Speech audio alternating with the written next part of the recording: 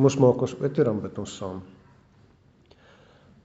Ons almagtige God, Hemelse Vader, Here, ons dankie en ons loof en prys U vir nog 'n dag en vir nog 'n geleentheid wat U tot ons lewens toegevoeg het en dat ons ook vandag hier in U huis bymekaar kan kom. Ons wat die voorreg het om onsself U kinders te noem en U wat die groot en almagtige God is, die skepper van hemel en aarde, die Alfa en die Omega, die begin en die einde, die eerste en die laaste, die een wat is en wat was en wat kom, die almagtige. Here, daarom wil ons ook vanmôre vra, waar ons hier saam is, seën vir ons, gee vir ons U barmhartigheid en die vrede. En Here, lei ons ook nou deur die Heilige Gees wat deur ons harte en ons verstand werk, dat ons sal hoor wat U vir ons wil sê, en dat ons ook dit wat ons hier hoor, in ons lewens sal gaan uitleef, om daardeur die lof en die eer en die heerlikheid wat U toekom, dan ook aan U te bring. En daarom vra ons, Here, spreek nou tot ons, want ons U kinders wil graag luister. En ons vra dit en bid dit alles as dit U wil is, in U groot en heilige naam, in die naam van Jesus Christus. Amen. Ek wil vanmôre vir ons die verhaal van Samuel lees, daar in 1 Samuel 3. Dit is waar die Here vir Samuel roep, so ek bou nog steeds so bietjie voort, wil ek amper sê, op hierdie, kom ons noem dit maar 'n reeks, waar ons sien, nadat die Heilige Gees uitgestort is ons gestuur die wêreld in, om Jesus se disippels te wees. En ons is nog in die Ou Testament, so ek lees vir ons daar in 1 Samuel 3, van vers 1 af. En die seun Samuel het die Here gedien voor Eli. Eli was die profeet gewees in daardie tyd. En die woord van die Here was skaars in die dae. Gesigte was daar nie baie nie. In die tyd dan, terwyl Eli op sy plek lê en slaap, sy oë het al begin swak word, sodat hy nie kon sien nie, toe die lamp van God nog nie dood gegaan het nie, en Samuel lê en slaap in die tempel van die Here, waar die ark van God was, het die Here na Samuel geroep, en hy het geantwoord, hier is ek. Daarop loop hy na Eli en sê, hier is ek, want U het my geroep. Maar hy antwoord, dis nou Eli, ek het nie geroep nie, gaan slaap maar weer. Hy het toe geloop en gaan lê. Verder het die Here Samuel weer geroep, en Samuel het opgestaan en na Eli gegaan en gesê, hier is ek, want U het my geroep. Maar hy antwoord, is nou weer Eli, ek het nie geroep nie, my seun, gaan slaap maar weer. Maar Samuel het die Here nog nie geken nie, ook was die woord van die Here nog nie aan hom geopenbaar nie. En die Here het Samuel weer geroep vir die 3de maal, en hy het opgestaan en na Eli gegaan en gesê, hier is ek, want U het my geroep. Toe merk Eli dat die Here die seun geroep het. Daarom het Eli vir Samuel gesê, gaan lê, en as hy jou roep, moet jy antwoord, spreek Here, want U knegg hoor. Toe het Samuel geloop en op sy plek gaan lê. Toe het die Here gekom en gaan staan en geroep, soos die vorige kere. So God werk in viers met die mens, is maar net interessant, hier is dit die 4de keer wat God roep. God het geroep, Samuel, Samuel, en Samuel het geantwoord, spreek, want U knegg hoor. Toe het die Here aan Samuel gesê, kyk, ek gaan 'n ding doen in Israel, waarvan elkeen wat dit hoor, sy ore sal tyd. Die dag sal ek aan Eli vervul alles wat ek oor sy huis gespreek het, van begin tot eind.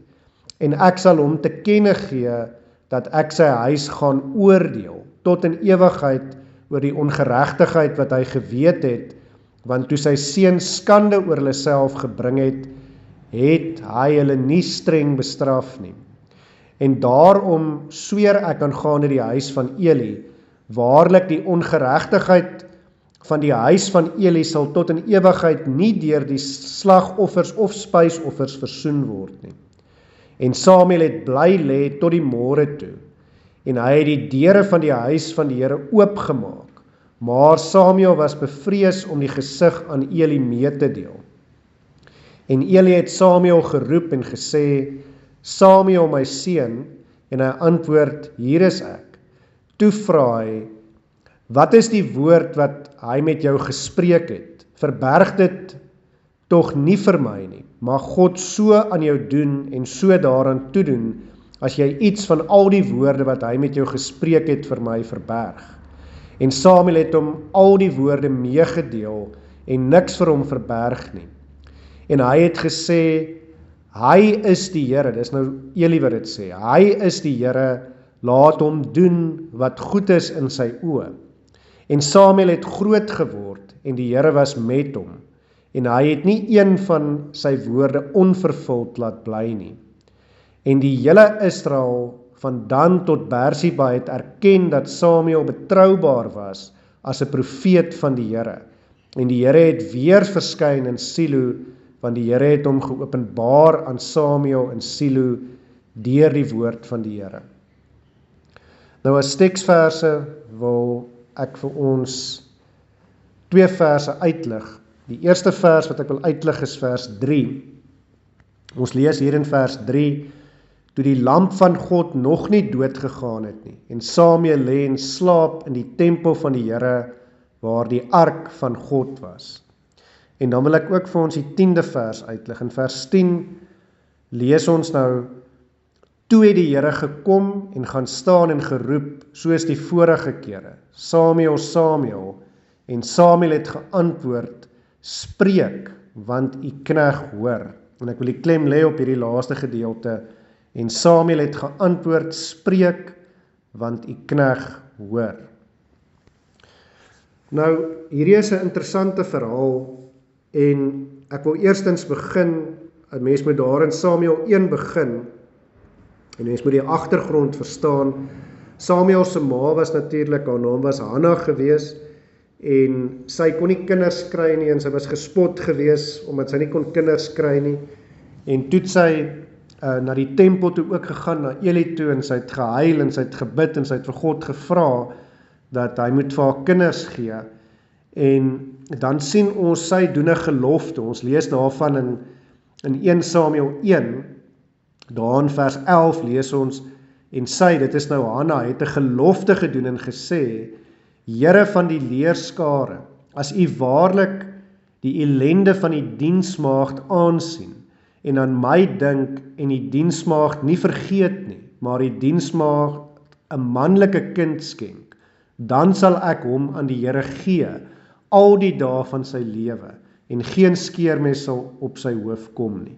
So sy sê hier dat sy sal hom vir die Here gee, en dit is in 'n sekere sin, of nie eens in 'n sekere sin nie, dit is letterlik wat gebeur. As ons nou verder lees in Samuel, dan sien ons dat, soos wat hulle dit stel, toe hy klaar gespeen is, toe het sy hom na die tempel toe gevat, en toe het hy daar by Eli in die tempel gebly. So hy is van kleins af, is hy daar in die tempel gewees. En dit is waar hierdie verhaal in 'n sekere sin ook plaasvind, is die klein seentjie Samuel wat daar in die tempel is, en dan roep die Here hom. Maar ek wil dit so 'n bietjie terugbring na ons omstandighede toe, ons as geroepenes en as gestuurdes van die Here. Ons leef in 'n donker wêreld van sonde, 'n donker duister wêreld wil ek amper sê. En in hierdie wêreld wat ons in leef, is daar baie dinge wat ons bang maak. Ons kan onsself net maar voorstel vir klein Samuel daar in die tempel, en hy hoor hierdie stem wat roep, en hy dink aanvanklik dis Eli, maar hy is onseker. En ons is ook baie keer onseker, ek wil amper sê ons is bang vir die geluide en vir die stemme in die nag en in die donker wat baie keer roep, ons weet nie en ons is onseker en ons is bang daarvoor, ons is bevrees. En wanneer ek praat van die stemme in die donker, dan bedoel ek nie letterlik in die nag nie, ja dit ook, maar ons kan onsself indink in die omstandighede van die letterlike nag, maar ek bedoel in hierdie donker sondige wêreld is daar baie dinge wat ons bang maak. Ons weet nie hoe ons aan die ander kant gaan uitkom, ons is bevrees vir baie dinge. En veral met die agtergrond van ons is geroepenis, ons moet hierdie wêreld ingaan en ons moet God se werk gaan doen. Maar ons is baie keer bang, ons weet nie hoe nie, ons weet nie van waar af nie, en ons is bevrees vir die donker wil ek amper sê, en vir die stemme in die nag en in die geleide in die nag. Maar hieruit Samuel se verhaal uit kan ons ook in ons tyd baie leer, en dis waarop ek vanmôre vir ons wil wys. Ons kan 'n klompie goeders leer uit hierdie omstandighede van Samuel uit, vir ons as gestuurdes, ons as geroepenes, wat 'n taak en 'n werk het om te verrig, hier in hierdie wêreld. Ek wil net weer sê, onthou, dit is die opdrag wat Jesus vir ons gesê het. In Matteus 28 sê hy vir ons, gaan dan heen, gaan maak disippels van al die nasies, en doop hulle in die naam van die Vader en die Seun en die Heilige Gees, en leer hulle alles wat ek vir julle geleer het, dat hulle dit sal onderhou. En hy sê ook daar, en ek sal met julle wees, en ook in Handelinge en in Markus, in Handelinge 1 vers 8, ons het dit nou al gehoor, julle sal krag ontvang wanneer die Heilige Gees oor julle kom, en julle moet my getuies wees. So dit is daai werk, in Jerusalem en Judea en Samaria, en tot in die uiterste van die aarde.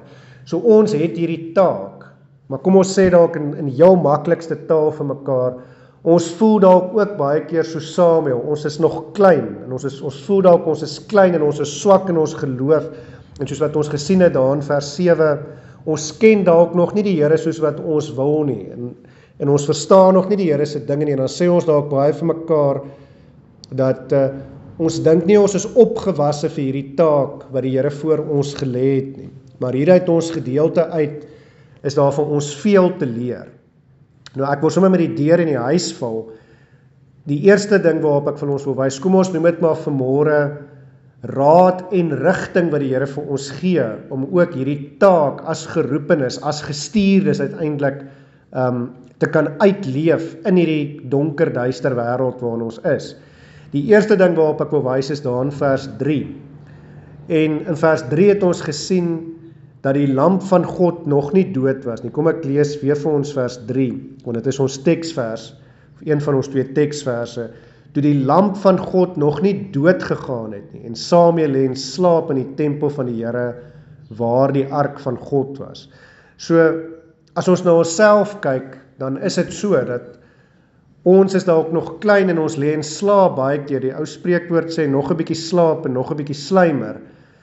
Maar die Here roep ons, hy roep ons wakker, en hy sê, ek is God, en ek het 'n taak vir jou, en elkeen van ons is geroepen, so dit is die belangrike ding.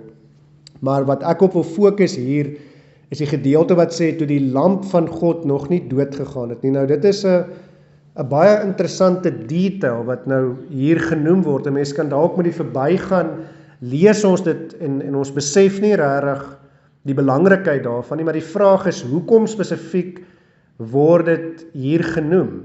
Want wat die gebruik was, ons moet onsself nou voorstel, dis hier in die tempel, en dit was 'n doeteenvoudige gebruik, wil ek amper sê, daar is die kandelaar gewees, die goue kandelaar, en hy moes deur die aand gebrand het, so hy is met die olyfolie aan die brand gehou deur die aand, maar dit was niks snaaks nie, dit was 'n gewone gebruik in daardie tyd gewees. Nou hoekom word die detail daarvan nou spesifiek hier in ons teksvers in vers 3 genoem?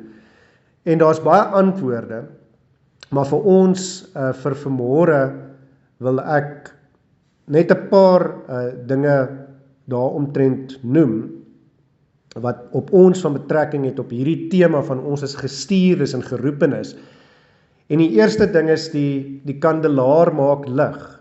So die woord verlig ons pad. Dis die woord skyn daar in die tempel. Nou daai baie bekendste vers van Psalm 119 vers 105 sê, U woord is 'n lamp vir my voet en 'n lig vir my pad. En dit is in 'n sekere sin die eerste punt hier oor hierdie derde vers, dat Samuel is daar in die tempel van kleins af, en ons sien op hierdie stadium, ken hy nog nie die woord van die Here nie, hy is dalk nog te klein, maar ons weet, hy gaan later die woord van die Here leer. En net so vir ons as geroepenes, ons as gestuurdes, ons as sendelinge en disippels, maak nie saak watter een van die sinonieme ons wil gebruik om onsself te beskryf nie, ons as kinders van God. So is die woord van God ook vir ons die lig op ons pad. As ons in hierdie donker wêreld wil ingaan met hierdie taak waarvoor God ons geroep het, met ons weet, as ons sonder die woord in hierdie wêreld ingaan, dan gaan ons spreekwoordelik ons tone potblou stamp, en ons gaan rondval oor allerhande goeters in hierdie wêreld. Maar die ander kant daarvan is, Die woord van God is daar, die woord is die lamp van ons pad, en as ons daardie lamp ophou, dan gaan ons die pad sien, dan gaan ons op die smal weg bly, en dan gaan ons nie ons stone stikkend stamp teen die wêreld en sy sonde en al sy dinge nie. En dan sal ons die taak van die Here wat hy vir ons gegee dan ook kan verrig. Maar dan wil ek terugkom, dit kom weer terug na die basiese toe. Dit beteken, as die woord ons lamp is, beteken dit, ons moet daai woord laat skyn, ons moet die lamp laat skyn. So dit beteken, ons as gestuurdes moet Bybel lees, ons moet die woord van die Here ken, ons moet onsself besig hou met die dinge van die Here en om sy woord te bestudeer. Hoe meer ons sy woord bestudeer, hoe groter sal die lig uiteindelik skyn en hoe helderder sal die lig rondom ons uiteindelik ook wees en sal ons kan doen wat die Here van ons verwag. En hoe wonderlik is dit nie, die Here roep ons nie net en hy stuur ons sonder gereedskap nie, nee, hy gee vir ons sy woord en sy woord is die lamp wat die wêreld uiteindelik verlig en sy woord is wat ons nodig het. En deur sy woord sal ons die krag en die moed en die hoop ontvang om ook dit wat ons moet doen as gestuurdes dan ook te kan doen. Maar dan die tweede punt nog steeds in hierdie derde vers, ons sien dat hierdie lamp van God word nie uitgeblus nie, hy brand nog steeds. En ek het gesê, dis natuurlik met die olyfolie wat hy laat brand is. Nou, ons weet, ons het al in die verlede, het ons al daaroor gepraat, veral in die Pinksterreekste wat ek gedoen het in die verlede, dat olie is ook 'n simbool van die Heilige Gees. Dis een van die simbole wat die Heilige Gees voorstel. So dit is daai olie wat uiteindelik die lamp laat brand het deur die nag. En so ook is dit die Heilige Gees wat uitgestort is, wil ek amper sê, om die vlamme in ons hart uiteindelik te laat bly brand. Paulus sê, moenie die Gees uitblus nie, blus die Gees nie uit nie. En dit is die wonderlike, die Heilige Gees is vir ons uitgestuur, en hy is die hemelse olie van seën, wat in ons harte bly brand, en wat ons toerus, om nie moed op te gee nie, maar om te bly glo, om God se lig te laat skyn, in en deur ons lewens in hierdie duister wêreld waar ons onsself bevind. Nou, die lamp is juis ook in die tempel, sodat mense daarheen moet kom, so dis waar dit begin.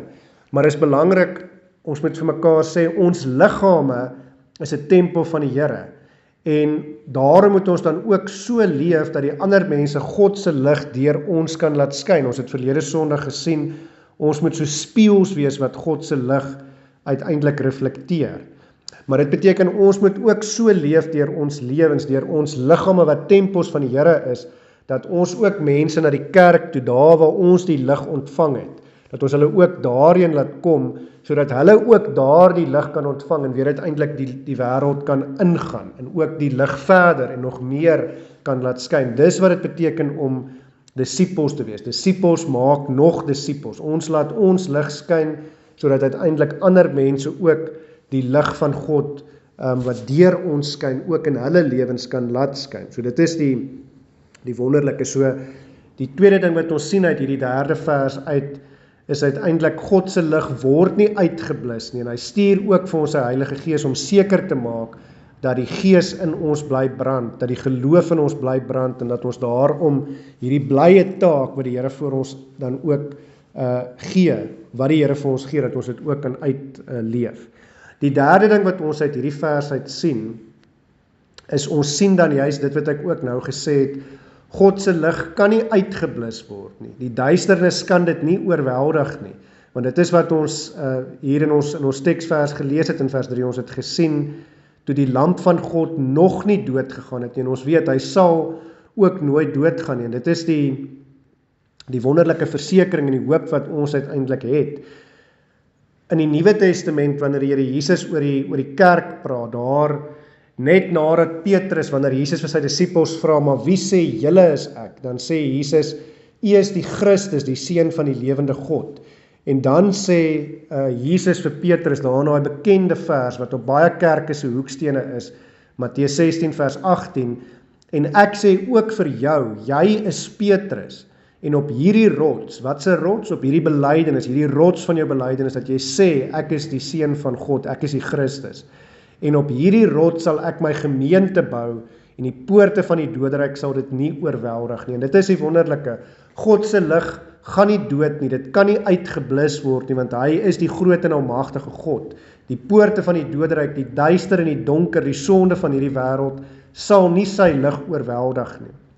En daaruit kan ons ook baie leer, as ons aan die wêreld getuig dat Jesus God is, dat hy die Christus is, dat hy die verlosser is, soos Petrus van ouds, dan kan ons ook weet, die duisternis sal ons nie oorweldig nie, maar ons lig sal bly skyn, die olie van die Heilige Gees sal in ons harte bly brand. En dan uiteindelik kan ons ook weet, dat wanneer ons deur woord en daad getuig dat Jesus werklik God is, dan uiteindelik kan ons weet, dat God ook deur ons sal skyn, en dat ook ons liggame waarlik 'n tempel van die Here is, met die lamp wat daar binne brand, wat uiteindelik nie uitgeblus sal word nie. En dit is 'n wonderlike versekering wat ons uiteindelik het, dis daai hoop wat ons het, dat ons weet, dat maak nie saak wat die wêreld nou ons kant toe gooi nie, al voel dit dalk so vir ons, of ons lampe uitgeblus word, of uitgedof word. Dit is nie die waarheid nie, die Heilige Gees hou daardie vlam uiteindelik deurgangs aan die brand. En wanneer ons daai diep, moeilike, donker oomblikke, wanneer die stemme in die donker, en die geluide in die donker ons bang maak, en ons dink ons lig is dood, dan moet ons weer binne toe kyk, en ons moet onthou, ek is 'n tempel van die Here, en die Heilige Gees brand in my hart. Al voel ek dit nie nou nie, daai vlam is nog steeds daar, en ek hoef nie bang te wees nie, ek hoef nie moed op te gee nie, want die Here beloof ook, hy sal by my wees tot aan die einde.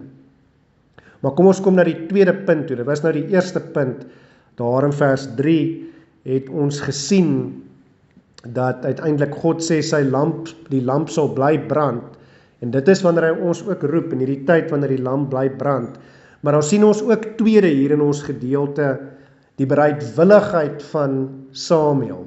So, ons sien dit in 'n sekere sin 5 keer altesaam, maar 4 keer sien ons dat Samuel sê, hier is ek. Die eerste keer roep God daar in vers 4, en Samuel sê, hier is ek, en dan gaan hy na Eli toe. En die tweede keer, dan roep God weer in vers 6, en Samuel staan weer op, en hy sê, hier is ek, hy is bereidwillig, hy is bereid om op te staan, hy is bereid om na Eli toe te gaan. En die derde keer weer in vers 8, dan sien ons dit weer. Dan sê hy weer, hier is ek. En dan uiteindelik in ons teksvers in vers 10, dan het Eli nou vir Samuel gesê, uiteindelik dat dit God is wat met hom praat, en dat hy vir God moet antwoord. En dan sien ons natuurlik sy antwoord daar in vers 10, toe het die Here gekom en gaan staan en geroep, soos die vorige kere. Ek het gesê, God, die 4de keer aan praat hy, want hy werk in 4's met die mens, Samuel, Samuel, en Samuel het geantwoord, spreek, want u knegg hoor. So ons sien daai bereidwilligheid van Samuel. En dit is iets wat baie belangrik is, dat ons uiteindelik dit moet onthou, en dat ons dit moet verstaan. Dat ons moet ook bereidwillig wees. Samuel het elke keer geantwoord, hier is ek, hy is bereidwillig. So die vraag wat ons vir onsself moet vra, is antwoord ons ook, hier is ek. Is ons ook bereidwillig? Staan ons ook op uit ons slaap uit, en uit ons sonde uit die dood uit? En antwoord ons ook, hier is ek, Here, spreek, want u knegg hoor, u diensknegg hoor. Is ons bereid om knegte van die Here te wees? En dit is belangrik, ons sien hier, dat Samuel, ons moet dit ook sien in die perspektief waarin dit is, dat aanvanklik dink Samuel, dis Eli wat hom roep. So Samuel is bereid om ook vir Eli by te staan, en so ook moet ons het baie keer hierdie gedagte, ons sê, ons dien vir God, en wanneer mense na ons toe kom, en sê ons dien nie mense nie, dit gaan nie oor ons aanbid mense nie, maar dit gaan daaroor, ons moet bereidwillig wees, om ook op te staan vir ander mense, om ook te werk vir ander mense, om barmhartigheid aan ander te bewys, soos wat Samuel bereid was om vir Eli, wat swak was, hy het waarskynlik hier gedink, Eli is blind, dis donker, en Eli het nou sy hulp nodig met iets in die nag. Ons moet ook bereid wees om dit te doen. Dit is hoe God ons as gestuurdes ook wil gebruik. Maar dan ook belangrik, en dit is eintlik waaroor dit hier gaan, is dat ons moet bereid wees om vir God te sê, Here, hier is ek is die diensknegt of die diensmaagd, gebruik my, stuur my, in hierdie wêreld. En dis die vraag wat ons moet vra. Sê ons ook, Here, gebruik my elke dag, soos en waar U wil, en soos wat U bereid is om my te gebruik. Dis wat Samuel ook sê, wat Eli ook sê, hy sê, hy is God, laat hy doen soos wat hy wil. Dit gaan eintlik daaroor, ten spyte van Eli se sonde met sy seuns, mens kan daai hele verhaal gaan lees, en ons weet op die einde, dan val hy agteroor, en hy is ook dood, maar ten spyte daarvan het Eli ten minste erken, God weet wat die beste is, so as God my wil straf, laat hy my dan straf, dis wat ons hier gesien het, maar die belangrike is, ons moet bereid wees, om dan ook te sê, hier is ek, Here, gebruik my, en die groot vraag moet by ons bly, is ons bereid, om so Samuel op die einde te sê, Here, ek is die knegt, dis die ding wat Eli vir Samuel sê, in ons teksvers, is ons bereid om ook, wil ek amper sê, soos wat die 4de strofe van die stem sê, knegte van die Allerhoogste te wees, wat deur hom gebruik en gestuur word in hierdie wêreld. Of sê ons, soos baie mense in hierdie wêreld, dat ek is my eie God, niemand gaan vir my niks sê nie, ek leef my lewe en niemand gaan my beveel nie, want sien, dis die probleem, baie keer is ons so hard van hart, wil ek amper sê, dat ons sê, niemand gaan vir my niks sê nie, en dan raak het eintlik so, sonder dat ons het besef, raak ons harte so hard, dat ek sê, ek luister vir geen mense nie, maar dan raak het later so hard, dat sonder dat jy dit besef, sê jou hart eintlik, ek luister ook nie vir God nie. So ons harte moet weer sag word, en ons moet bid, en ons moet vir die Here vra, Here, maak ons harte weer sag, dat ons U stem sal hoor, en dat ons bereidwillig sal wees, om ook te sê, ek is U knegt, ek is 'n knegt van die Allerhoogste, gebruik my en stuur my. Ons moet soos Petrus weer bely, Jesus is die Christus, hy is die seun van die lewende God, en hy self ook God, en ons is sy knegte. Ons moet bereid wees om dis vir onsself te sterf, en ons moet besef dat Jesus vir ons gesterf het, en daarom moet ons ook bereid wees om in onsself en ons sonde te sterf, en om weer vir hom te sterf. Ons moet bereid wees om soos Johannes, soos dooies aan sy voete neer te val, en hom te aanbid, sodat hy ons dan uiteindelik ook kan gebruik, want as ons bereid is om vir onsself te sterf, as ons bereid is om soos Petrus van oud hom as ons God te erken, as ons bereid is om soos Johannes van oud, soos dooies voor sy voete in aanbidding neer te val, dan uiteindelik besef ons, hy is die een wat lewend maak, en hy sal ons ook gebruik, om uiteindelik sy lig in hierdie wêreld te wees. Maar dan moet ons bereidwillig wees, en dit is die belangrike, dan moet ons sê, hier is ek, Here, gebruik my, en dan moet ons ook hoor wat die Here vir ons sê, en ons moet ook gehoorsaam wees aan sy woord, en dit is ook belangrik. Maar dan die derde ding, en ons sien dit daar in vers 7, ek het nou daarna verwys, in vers 7 sien ons dat Samuel het nog nie God se woord geken nie. Nou, hy was waarskynlik nog 'n baie klein seentjie, en in daardie tyd weet ons, dit was die profete en die leviete en die priesters wat God se woord gebestudeer het, en dalk het Eli op daardie stadium nog nie begin om vir Samuel God se woord te leer nie. Dit is waarskynlik die geval wat ons hier kry. Ons lees daar in vers 7, maar Samuel het die Here nog nie geken nie.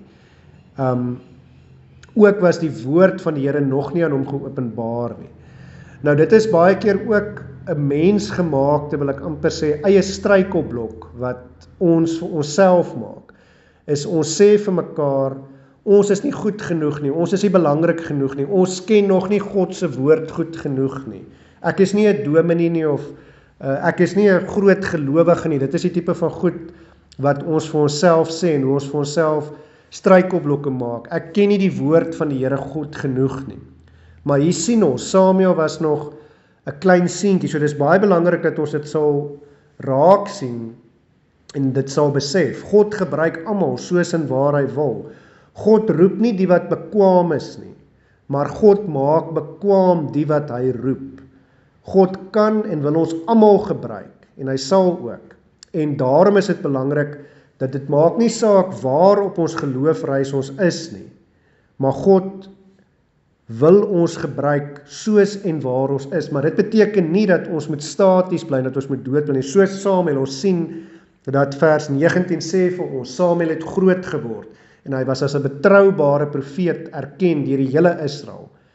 En dit is belangrik, ons moet voortdurend bly groei. God kan en hy sal my gebruik hier waar ek nou is op my geloofsreis. Maak nie saak wat my omstandighede is, hoe groot my kennis is of nie, maar wat belangrik is, ek moet in my geloof, in my kennis van wie God is, met ander woorde, dit kom terug, ek moet Bybel lees, ek moet bid, ek moet groei, ek moet bereid wees om groot te word. Maar ek mag nooit sê, Here, ek is te klein, of ek is te gering, of ek is te wat ook al nie. Nee, God gebruik elkeen van ons soos en waar ons is. Ons moet net weer eens bereidwillig wees om te groei en om uiteindelik meer en meer God se kinders te wees. En hoe meer ons groei, hoe meer uiteindelik sal God ons ook gebruik. Dit beteken nie dat God ons net meer kan gebruik as ons groei nie, maar dit beteken net die deure sal dan in 'n sekere sin vir ons meer oopgaan en dan sal ons ook meer vertrou hê. So dit is die belangrike, ons moet besef dat ons kan bereidwillig wees, maak nie saak wat ons omstandighede is nie, dit hang nie van ons af nie. Jesus se disippels was ook gewone mense, vissermanne gewees, maar God wil ons almal gebruik, ons moet net bereid wees om te groei. Dan die volgende ding, die vierde ding wat ons sien dit daar in vers 15, die volgende môre, toe Samuel opgestaan het, toe maak hy die deure van die kerk, van die huis van die Here of van die tempel, maak hy toe oop.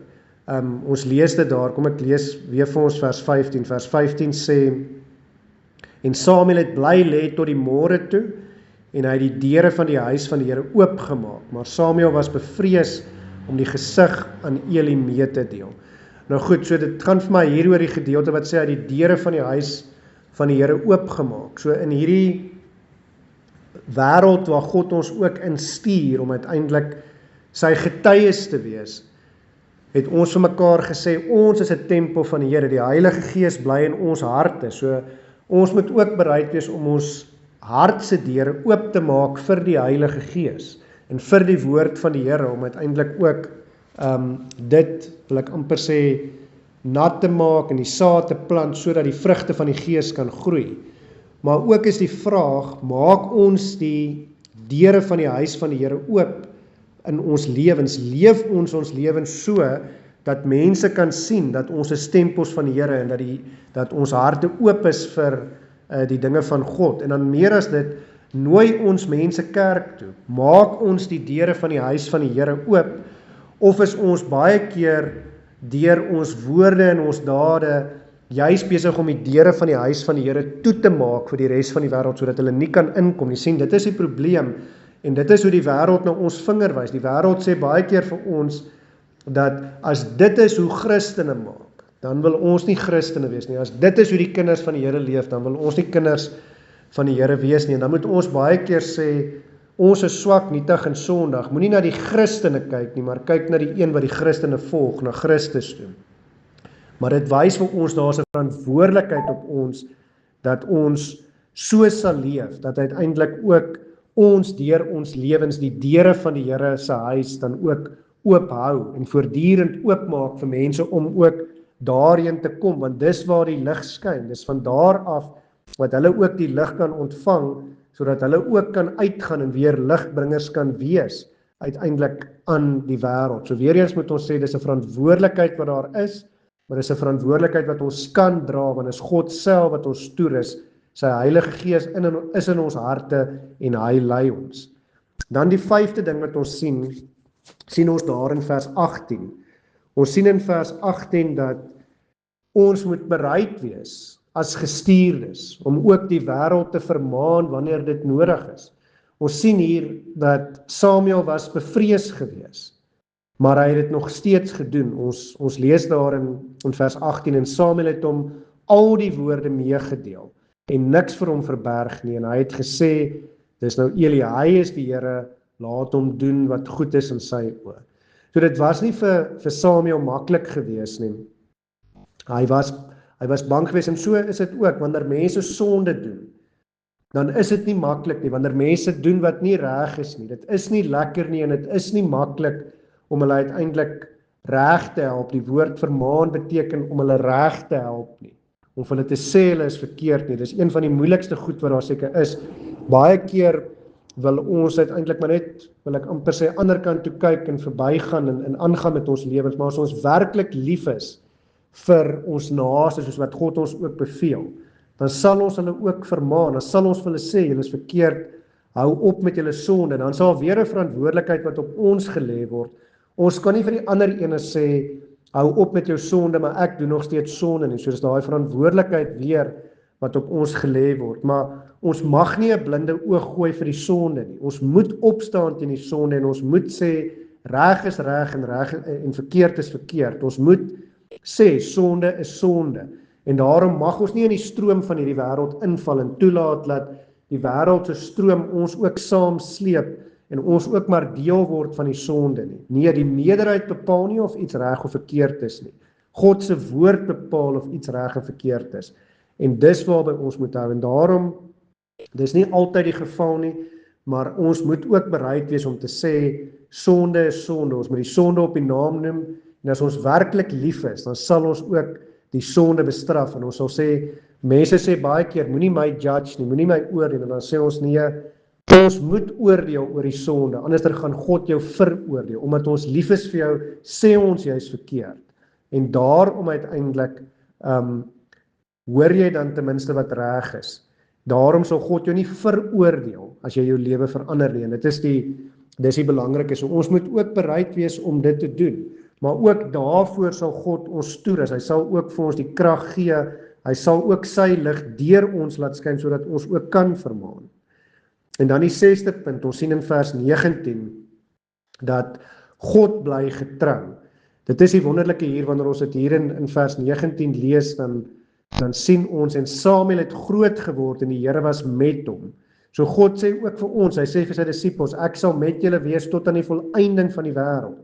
God is getrou, en hy het nie een, dit is nou God, en hy het nie een van al sy woorde onvervuld laat bly nie. En dit gaan oor hierdie belofte wat Hanna gemaak het, toe sy vir Samuel aan God opgedra het. En God het vir Samuel gebruik, het hierdie gelofte van Hanna ook geëer. Maar ook in ons lewens weet ons ken die hele geskiedenis van die Bybel, ons weet, God het al reeds vir Adam en Eva gesê, deur die saad van die vrou, sal ek die een stuur in Genesis 3 vers 15, wat die slang, wat die duiwel se kop sal vermorsel.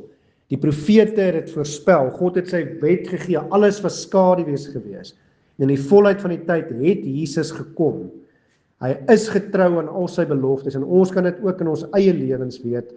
God bly getrou, hy het gesê hy kom weer om ons te kom haal, en dit is hoekom die taak so dringend is, dat ons ook moet besef, ons is gestuurdes, sy koms is naby, en daarom, omdat die oes jy so groot is, en die arbeiders so min is, daarom uiteindelik is hierdie 'n groot taak wat voor ons gelê het, en daarom kan ons nie slap lê nie, maar moet ons sy getuies gaan wees, elke dag, elke oomblik van ons lewens, deur ons lewens tot eer van sy naam te leef, juis omdat ons besef die wederkoms is naby, en deur dit alles kan ons weet, God bly getrou, hy sal by ons bly, hy is Immanuel, hy is God met ons, en ons hoef nie bang te wees nie, hy sal vir ons die krag en die hoop en die moed gee, en ons toerus om alles te doen waarvoor hy ons ook roep.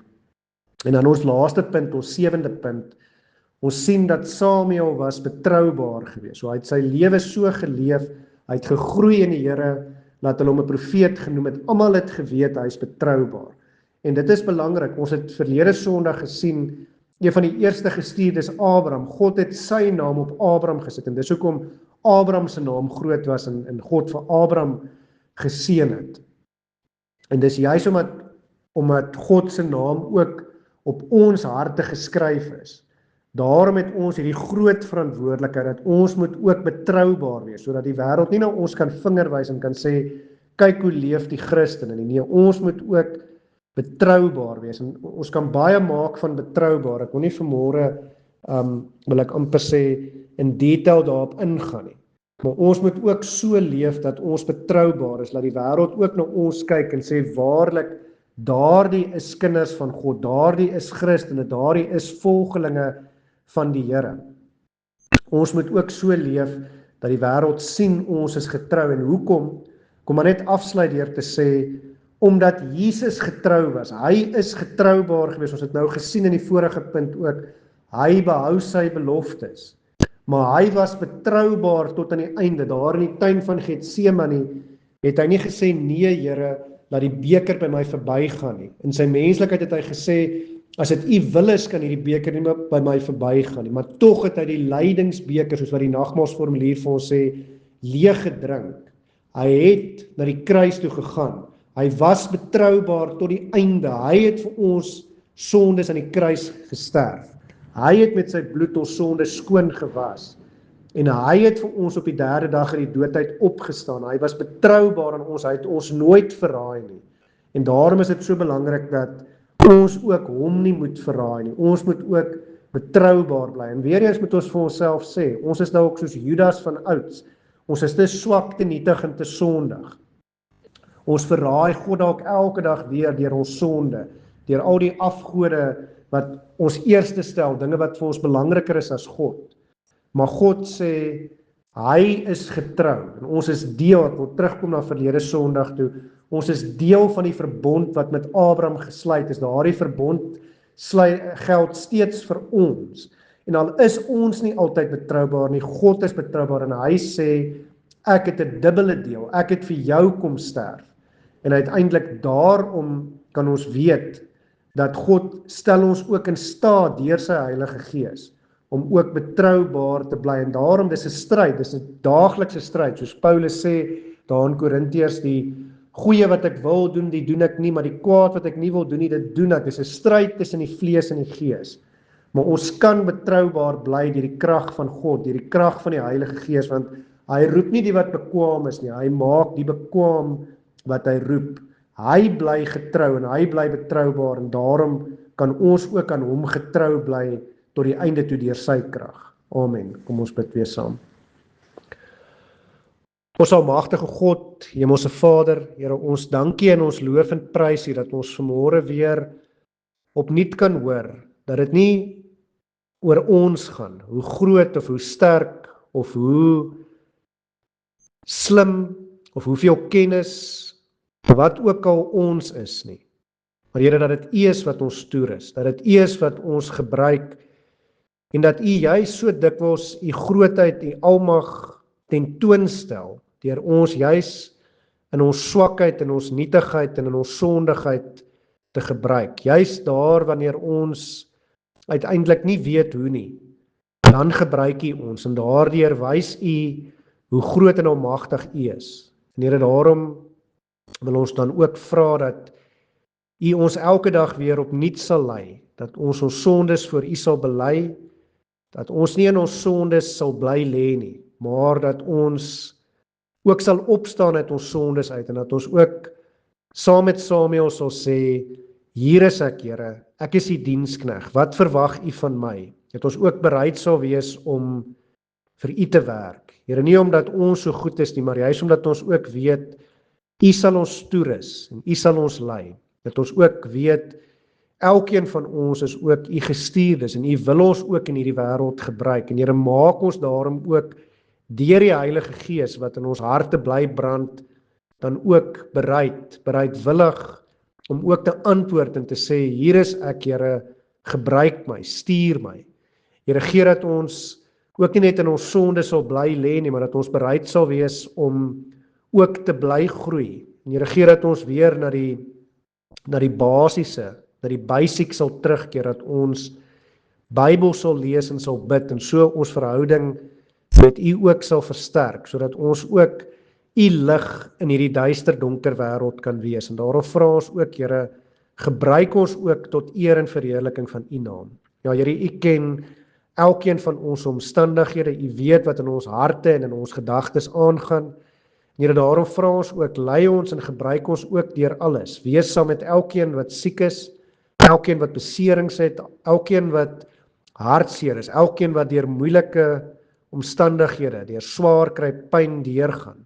Here, gebruik ons ook in daardie omstandighede, maar Here, ons vra ook, bring ook vir ons genesing en maak ons ook gesond, vertroos ons ook, en gee vir ons ook die krag en die moed en die hoop om te weet, dat U ons ook deur alle omstandighede sal lei, en dat ons nie hoef te twyfel nie, maar dat ons ook sal weet, U is met ons tot aan die volëinding van die aarde. En Here, gee dat ons daarom werklik sal antwoord met erns, omdat ons weet die wederkoms is ook naby, dat ons met erns sal antwoord en dat ons lewens sal leef wat in alles wat ons doen, nie net met dit wat ons sê nie, maar soveel meer ook met hoe ons lewens leef. Lewens wat sal getuig dat ons u kinders is, dat ons u geroepenes is en dat ons u gestuurdes is.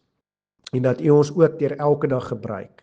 En dat ons daardeur die lof en die eer en die heerlikheid wat u toekom, dan ook aan u sal bring. Here, al hierdie dinge vra ons en bid ons nie omdat ons dit verdien nie, maar alleen as dit u wil is in u groot en heilige naam, in die naam van Jesus Christus.